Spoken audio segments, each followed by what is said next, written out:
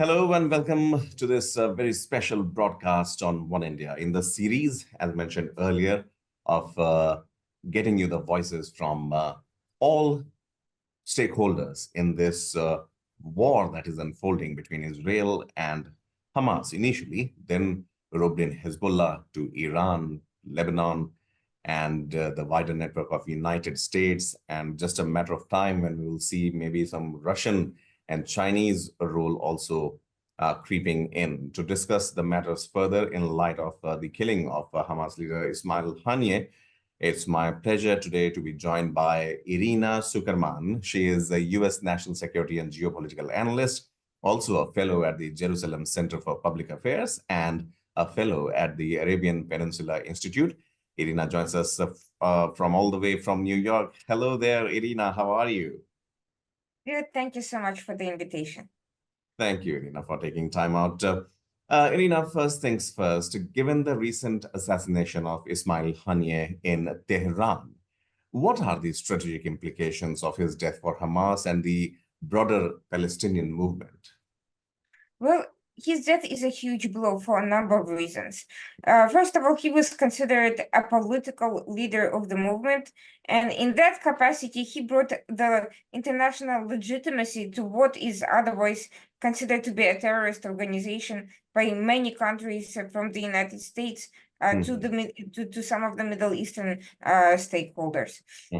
And we see that from the reaction from British media, such as the BBC and other international media. They mourned his death as if he were a legitimate political leader, due to the fact that he was successfully able to present this very smooth image of someone who heads negotiations over the hostages, who travels and meets with leaders from countries like Iran, currently playing a major role in the Middle East. At the same time, however, let's not forget that this billionaire was also someone responsible for the very crisis that he's now negotiating. He was now negotiating. He was the one who ordered the October 7th attack, which created the hostage crisis. He became a billionaire by virtue of stealing billions in humanitarian aid from Palestinians, and regardless of the fact of how he was, Hamas was elected into power, arguably by murdering parts of the opposition in Gaza. He certainly lost a great deal of political legitimacy, even if there was some to begin with. So now we are facing a major crisis, because first of all, the question is who is going to step into his shoes, and does it really matter? Because by assassinating this symbolic individual who up until this point was enjoying a relative diplomatic immunity, there's a very strong message that Hamas is back to being treated like a terrorist organization and not a political movement, not a government of Gaza. And so so nobody is safe. Nobody there's no holds barred, and anyone can be assassinated and killed, just as Haniyeh, particularly if they refuse to cooperate and continue playing games over hostages, threatening regional security, and otherwise acting outside any sort of political legitimacy. It's also a symbol of weakness to both, a signal of weakness to both Hamas and Iran, which could not keep its guests safe even within its borders. So if Haniyeh is not safe while visiting a presidential inauguration, who then is? What could happen to Iranian military leaders or officials if with this level of precision, Haniyeh could be liquidated inside Iran? So that also brings a question: just how much Hamas can actually continue moving forward if their leadership in Doha is being taken out? Yes, all of these people can ultimately be replaced, but if they're being replaced as soon as they're killed, then there is no continuity, there's no consolidation of power, there's no trust and it's very difficult to keep networks running if Right. if your top leadership is getting killed. So now Hamas is threatening retaliation in Israel within hours, according to a Hamas spokesman, but their Okay. activity inside Gaza is limited because they no longer have access to Rafah and to the tunnels. They can no longer bring in new weapons. So what they can do is continue insurgency with what they have. They can Right. continue insurgency inside the West Bank, where they've established a growing presence, and they can act in conjunction with other proxies outside Gaza. Right, right, Irina. Coming to the point when you mentioned that, you know, Ismail Haniyeh being killed in Iran, unsafe there. This is a plot which many are saying that because of this kind of inter country attack, where one country is attacking the other one, there are allegations suggesting a possible United States hand in the assassination of Haniyeh. So, based on your analysis, Irina, how plausible is it that the US was involved? And what would be the strategic motivation behind such an involvement, if there is any, from United States? I think this particular administration was genuinely dedicated to a diplomatic solution with Hamas, and we can see that from their most recent statements, from the State Department push and pressure Mhm. on Netanyahu to continue negotiating, and from Yeah. the recent apparent diplomatic success, which stalled over military ramifications of Israel's potential withdrawal from Rafah, to which both sides would not agree. But we can see even from Blinken's statement to the Emir of Qatar following Haniyeh's assassination that US is continuing to treat these talks as legitimate and still continues to give deference to Hamas as a potential negotiating partner. So I don't really think that US was directly involved. Did Okay. they have some knowledge of what was about to transpire? If they didn't, then our intelligence is not doing its job. Can they Mhm. necessarily prevent Israel from taking out an internationally recognized terrorist outside the territory where US has its base? Right. Not necessarily, especially since there's no reason for them not to do that. There's been a recent escalation of activity which is a threat to US interests in the region. So it's in US interest if there is very strong deterrence that is also, according to this administration, does not directly involve attacking Iran itself. And it hasn't. This was a Hamas terrorist that was liquidated, and it's not like there is a signature on who exactly did it. Right. Given the recent visit of Benjamin Netanyahu to United States, how might Prime Minister Netanyahu be leveraging the US-Israel relationship to further his own political and security objectives, like the one fighting Hamas, particularly in light of the recent developments with Iran as well? Irina? Well, I think any leader, especially in the middle of a war, will be using and leveraging any relations he has in order to Mm, achieve security for its people. Netanyahu, you can say, is also using it to stay in power and to retain legitimacy despite a domestic political crisis. But let's mhm. face it, the situation in the US is far from clear. We don't have a clear plan from either of the leading candidates over their plans for the Presidential. Middle East.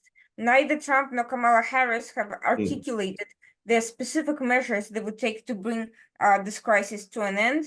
right. Meanwhile, Biden's seemingly sudden departure threw the ongoing plans into chaos because the Biden administration, for all intents and purposes, is a sitting duck. Once the Mm, president announces he's no longer in the running, his officials are not likely to be listened to. So, in terms of trying to get something out of this administration, I think for Netanyahu, there's not much either way. It's very obvious mhm. that until after the elections, nothing serious will be undertaken, and this administration will just try to avoid a major escalation with the means available as much as possible. I Mhm. think the purpose of the visit was to feel out the intentions of the other candidates and Mhm. to see what sort of support can be reached with Congress, which also is facing a re-election for the most part. Both Congress and Republicans and Democrats Benjamin Netanyahu actually met both of them just to make sure whoever comes into power, is on the right side of the things. One final question, Irina. Considering the secrecy and lack of transparency surrounding the details of Haniyeh's assassination, what might be the reason behind this, and how does it compare to other similar incidents in terms of geopolitical strategy, media management? How is Iran going to convince the world that, yes, Israel came in and attacked this particular place and killed Haniyeh? Well, I think the question is who had the means, the motive, and the opportunity. Hmm. Quite frankly, that's a number of actors, but only two can be taken seriously because only two have been involved in any sorts of major operations. In the past, U.S. liquidated Qasem Soleimani, dealing a major blow to Iranian operations, but that happened in Iraq, not in Iran. U.S. has not attacked Iran or anyone in Iran in recent memory, Mm-hmm. if ever under the Islamic Republic. Israel, on the other hand, has had a series of successful assassinations against nuclear scientists in Iran, and Right. as well as other operations inside Iran. In terms of opportunity, we should look at the geopolitical context because Israel is said to be behind other recent major assassinations, including the immediate assassination of what Sohar in the major Lebanese Hezbollah leader, who is also part of these some of the leading operations, and this Yeah. happened right before the assassination, and this happened after rumors leaked after Netanyahu's return to Israel from the U.S. that Israel would be targeting all of the proxies to upend the order mm, of the events in the Middle East after the deadly Hezbollah attack on a Druze village, which led to the deaths of 13 October 7th. children, and which followed numerous attacks escalating the crisis in the Middle East. Houthi is planning an attack inside Israel, Hezbollah increasingly escalating and now killing mass civilians and creating a major problem with the Jews, and of course Hamas continuing threats and its activity and rocket fire and so forth. So after these rumors leaked out, this was expected. This series of attacks on senior leadership following the model of attacking by now and killing now 500 Hezbollah commanders. This was not anything that should be particularly surprising. This is exactly the sort of thing that can be expected after certain red lines have been crossed. Right. Irina, one final question. You are in United States. You belong to Ukraine, born in Ukraine, if I'm not wrong, and moved to United States here. There is a war going on between Russia and Ukraine as well. United States has been giving support to Ukraine. This time around for Israel, United States again is there as big brother, as it is known about. How safe and how relevant do you think United States is amid these two wars, especially with an election at hand?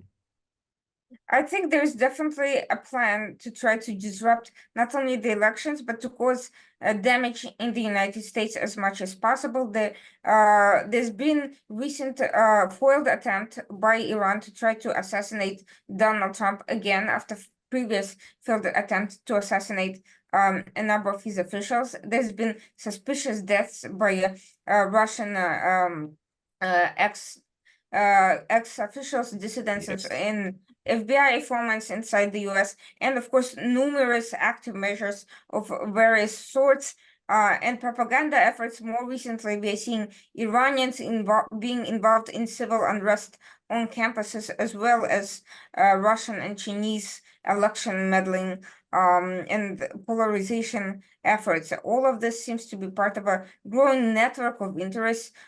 We have seen recently that the Ukrainian for External Intelligence Service struck a Russian base in Syria.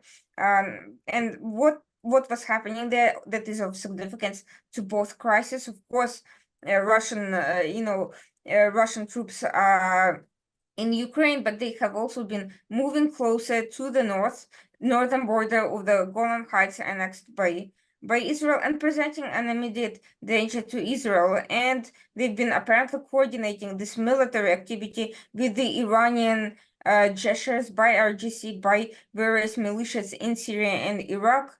And so we are seeing these interests, which were previously appeared to be separate, or at least Israel treated them as separate, and becoming increasingly integrated. So we are Mhm. seeing that Iran is increasingly open in coordinating with other countries, and other countries are also increasingly open in admitting that their interests are not only localized but globalized. Right. Irina, thank you so much for speaking to us. It was Irina Zuckerman, U.S. National Security and Geopolitical Analyst, fellow at the Jerusalem Center for Public Affairs, and also a fellow at the Arabian Peninsula Institute. Irina, thank you so much. I wish you a very good day, and we hope to see you more on One India. Absolutely, would be happy to do so, and thank you so much. Thank you. Don't miss out. Follow One India for real-time updates.